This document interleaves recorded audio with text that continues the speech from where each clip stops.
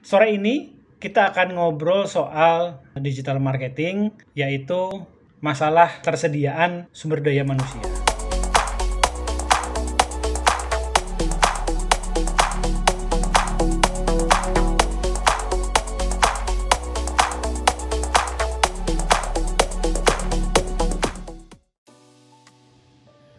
Sudah mulai ya?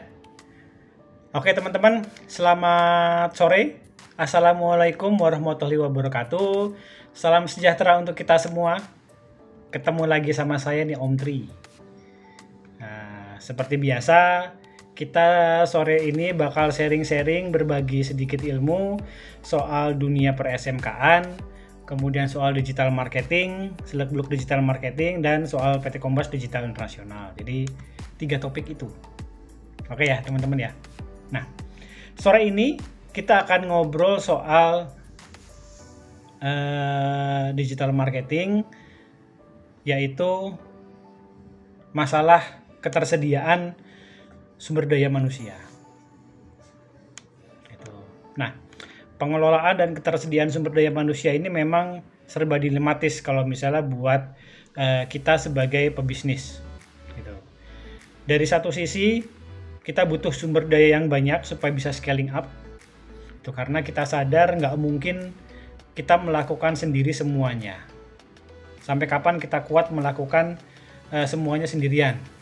Itu dalam konteks misalnya bisnis online, mulai dari bikin konten, bikin akun, upload, optimasi, kemudian setelah optimasi nanti kita bicara soal menjawab leads, customer service, kemudian kargo dan packaging gitu. Bagi teman-teman yang masih pemula, baru mulai bisnis, baru merintis bisnis, memang ini masih semuanya dikerjakan sendirian. Nah, tapi pertanyaannya kan simple, sampai kapan kita kuat mengerjakan semua itu sendirian? Satu itu. Terus yang kedua, gimana caranya kita bisa scaling up bisnis kita? Gitu. Karena pasti akan beda, pasti akan kerasa bedanya teman-teman kalau yang bikin konten cuman satu, yang bikin akun cuman satu, yang posting, yang optimasi cuman satu, sama yang bikin konten, bikin akun, posting dan optimasinya banyak orang. Itu jelas pasti kerasa banget bedanya. Gitu. Nah, kalau kita teman-teman pengen scaling up, ya mau nggak mau skala usaha kita juga harus ditingkatkan. Mau nggak mau seperti itu.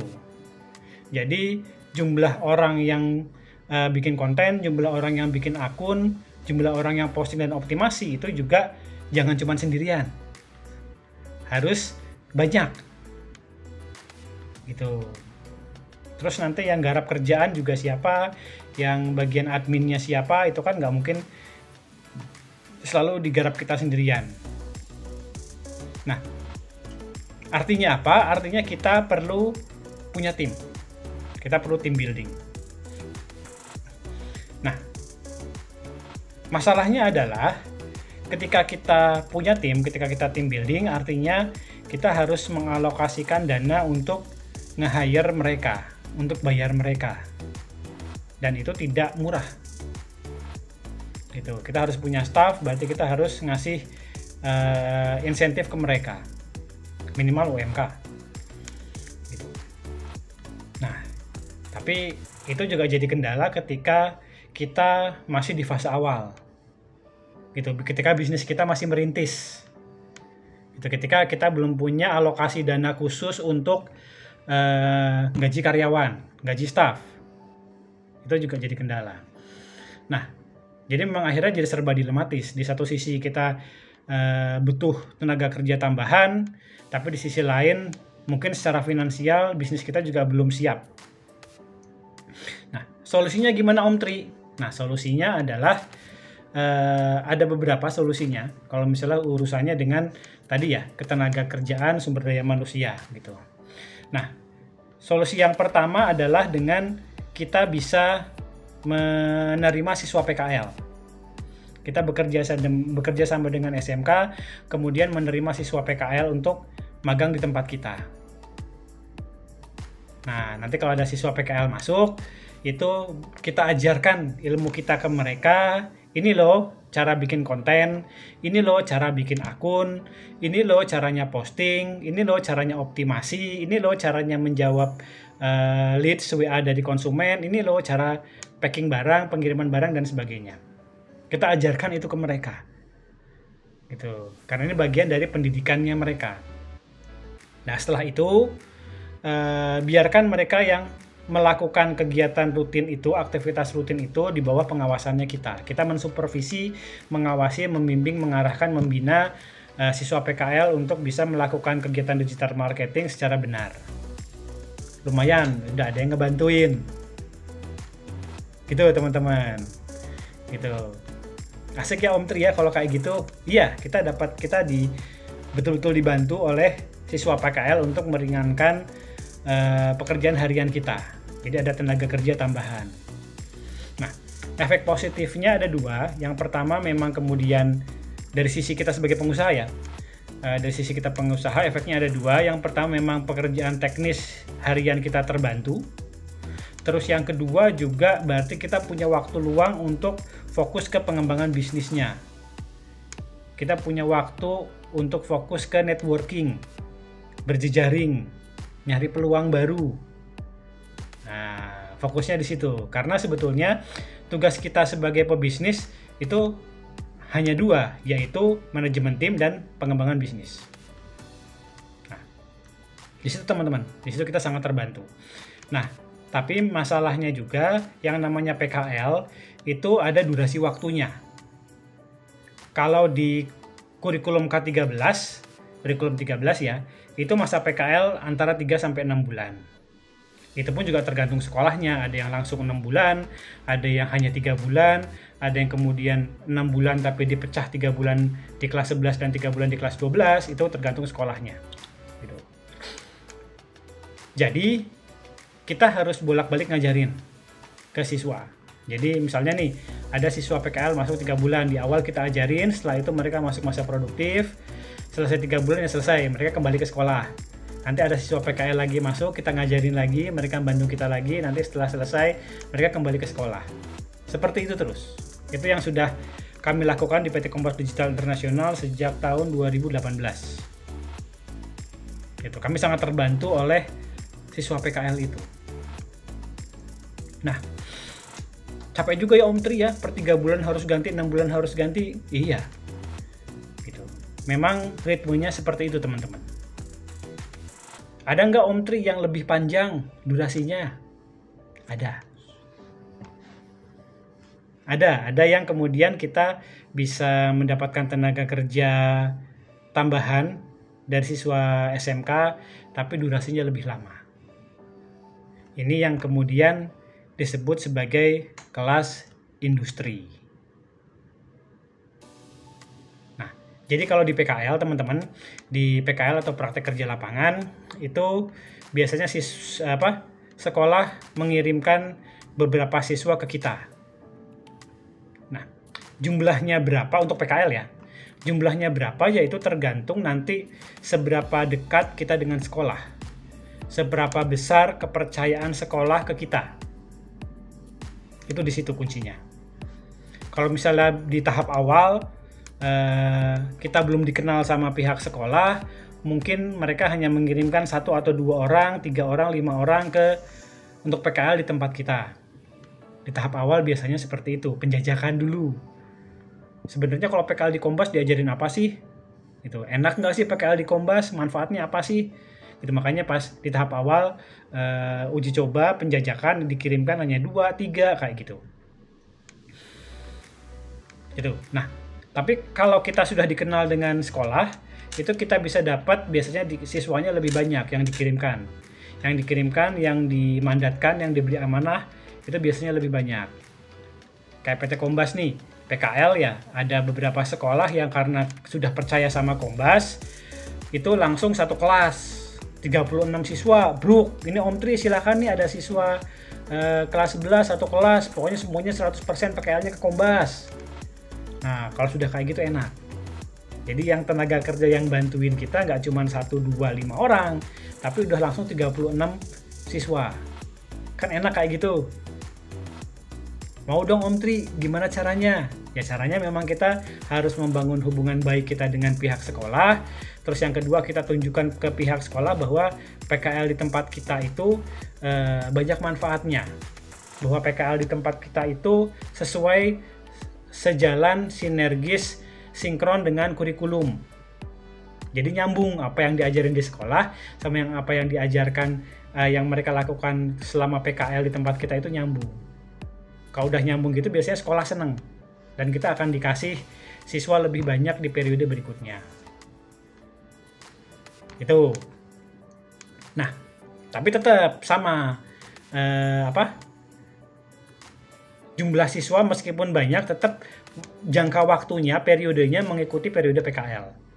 Jadi yang 3 bulan tetap 3 bulan, meskipun di Kombas nih dapat 36 siswa selama 3 bulan, selama 6 bulan, tapi setelah selesai ya mereka harus kembali ke sekolah. Gitu. Jadi memang kalau setelah kita dikenal oleh sekolah, dipercaya oleh sekolah, itu dapat jatah siswanya lebih banyak. Nah, tapi periodenya tetap. Nah, kalau misalnya teman-teman pengen yang jumlah periodenya lebih panjang, itu yang namanya kelas industri. Nah, kalau di kelas industri itu nanti kita hadir ke sekolah sebagai guru tamu. Syaratnya itu. Kita hadir di sekolah sebagai guru tamu, kok ngajar di SMK. Kok bisa Om Tri? Ya bisa, karena memang kemudian kita punya MOU dengan pihak sekolah. MOU untuk menjalankan kelas industri. MOU untuk hadir sebagai guru tamu. Nah, kalau sudah guru tamu enak, berarti nanti kita akan bisa masuk ke sekolah ngajar seperti layaknya guru SMK. Dan kita bisa mendampingi mereka bukan hanya 3 bulan atau 6 bulan, tapi selama 3 tahun. Itu asiknya di situ. Jadi kita mendampingi mereka dari mulai mereka kelas 1 SMK, kelas 10, sampai mereka kelas 3, kelas 12. Itu kita datang mendampingi mereka, membina, mendidik, mengarahkan mereka selama 3 tahun. Tapi memang konsekuensinya kita harus sering datang ke SMK. Karena kita ditunjuk sebagai guru tamu, berarti kita harus sering-sering ngajar di SMK. Tidak setiap hari sih, tapi minimal misalnya seminggu sekali atau 2 minggu sekali kita harus datang ke sekolah untuk ngajar sebagai guru tamu. Gitu. Nah, yang seru adalah di kurikulum K13 ini kita bisa menerapkan yang namanya project based learning. Project based learning itu apa? Project based learning adalah pembelajaran berbasis proyek. Nah, kita sebagai dunia industri boleh memberikan proyek ke anak-anak, ke pihak sekolah, yang kemudian itu akan dikerjakan oleh anak-anak, oleh pihak sekolah sebagai tugas. Gitu. Jadi contohnya nih, misalnya nih, teman-teman ini ada PR nih, silahkan kalian bikin akun Shopee yang nanti sudah ada fitur gratis ongkirnya. Masing-masing bikin satu ya. Wah, nanti 36 siswa langsung bikin. Berarti nanti kita akan punya 36 akun Shopee yang bisa kita pakai. Oh teman-teman, saya minta tolong teman-teman dibikinkan, ada project nih, bikin video soal produk jualannya Kombas. Nih, produk Kombas jualan sepatu, jualan misalnya gamis, jualan hijab, jualan yang lainnya. Itu silahkan kalian, ini produknya, silahkan kalian bikin kontennya. Saya ajarin caranya bikin konten, habis itu kalian bikin video ya. Nanti kalau sudah jadi videonya di store ke saya. Nah, itu juga bisa. Nah, kita jadi punya tenaga kerja tambahan yang bisa backup kita selama 3 tahun dari kelas 1 sampai kelas 3. Jadi kita betul-betul mendampingi mereka. Itu kerennya kelas industri itu seperti itu. Jadi kita bisa dapat support dari teman-teman SMK selama 3 tahun full. Gitu. Tapi konsekuensinya memang tadi kita harus secara intensif kita harus intensif ngajar di SMK sebagai guru tamu. Jadi kita juga harus mau meluangkan waktu kita, tenaga kita, ilmu kita berbagi ke SMK. Harus mau bolak-balik ngajar di SMK. Gitu. Meskipun secara teknis ngajarnya nggak harus selalu offline tatap muka, tapi juga bisa secara online. Itu nanti tergantung kesepakatan antara kita dengan sekolah. Itu contohnya nih, kelas industrinya PT Kompas Digital Internasional dengan SMK Negeri 1 Banyumas. Kebetulan lokasinya dekat, jadi di antara kantor PT Kompas Digital Internasional di Purwokerto sama SMK Negeri 1 Banyumas itu paling 20 menit sampai setengah jam, 30 menit. Perjalanannya itu bisa bolak-balik, staff pakai kendaraan sendiri, pakai motor bisa. Makanya karena dekat, kesepakatannya adalah semua kelas industri, proses guru tamu itu dilakukannya secara offline. Tapi PT Kompas Digital Internasional juga punya kelas jauh, kayak misalnya kelas industri dengan SMK Negeri 1 Boyolali, kelas industri dengan SMK Negeri 1 Selawi, itu kombinasi. Jadi kami ngajarnya hybrid, 1 kali offline, 2 kali online. Atau yang paling jauh dengan SMK Muhammadiyah 1 Metro Lampung. Karena itu beda pulau ya, karena Metro Lampung kan di Sumatera, Kombas di Purwokerto di Jawa Tengah. Itu jauh banget. Jadi akhirnya kelas industrinya berlangsung secara online. Gitu. Itu mungkin sekilas soal kelas industri.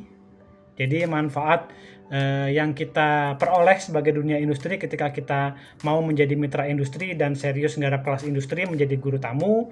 Value-nya adalah kita bisa mendapatkan tenaga tambahan untuk membantu operasional aktivitas kita di digital marketing, tidak hanya 3-6 bulan tapi selama 3 tahun. Tapi memang kemudian kita wajib hadir ngajar di SMK, meluangkan waktu, meluangkan ilmu, meluangkan tenaga untuk mendampingi, membina, mengarahkan teman-teman kita, adik-adik kita di SMK. Oke? Mungkin itu teman-teman sedikit yang bisa saya sharekan soal salah satu manfaat value dari kita mau menjadi mitra industri, nggarap kelas industri dengan SMK. Itu saja yang bisa saya sampaikan sore ini. Kalau ada pertanyaan jangan ragu-ragu, tinggalkan pertanyaan teman-teman di kolom di bawah atau bisa PM saya langsung, WA saya langsung.